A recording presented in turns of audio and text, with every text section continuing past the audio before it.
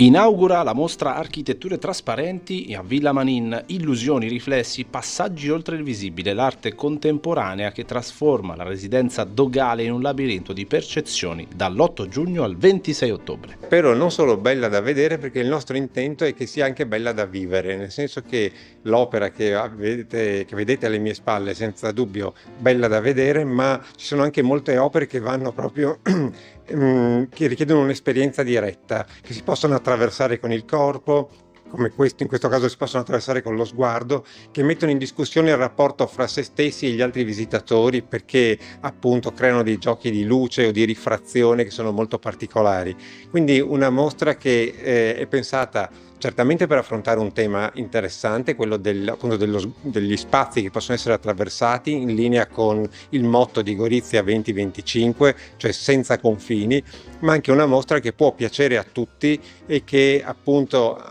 credo permetta anche ai più piccoli, in questo caso, di scoprire l'aspetto così più affascinante dell'arte contemporanea.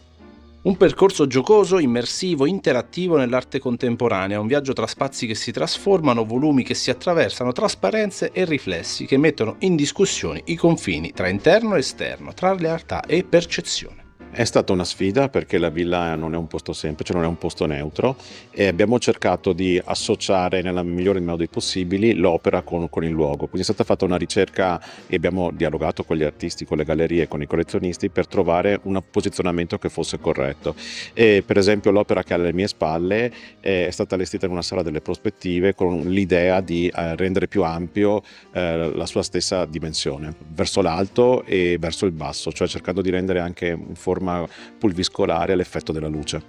Il progetto nasce proprio da una riflessione sul concetto di confine inteso non come barriera ma come soglia valicabile, passaggio fisico e mentale, stimolo per nuove modalità di esplorazione dello spazio. Alcune installazioni alterano la percezione degli ambienti, altre costituiscono architetture leggere da attraversare. È una mostra che ha più piani di lettura. C'è un piano più concettuale in cui insomma ci sono dei motivi specifici per cui abbiamo scelto determinati artisti piuttosto che altri, ma c'è un piano molto sensoriale, emotivo e ludico, perché alcune opere danno subito un effetto wow, un effetto così immediato senza bisogno di grandi ragionamenti, per quanto poi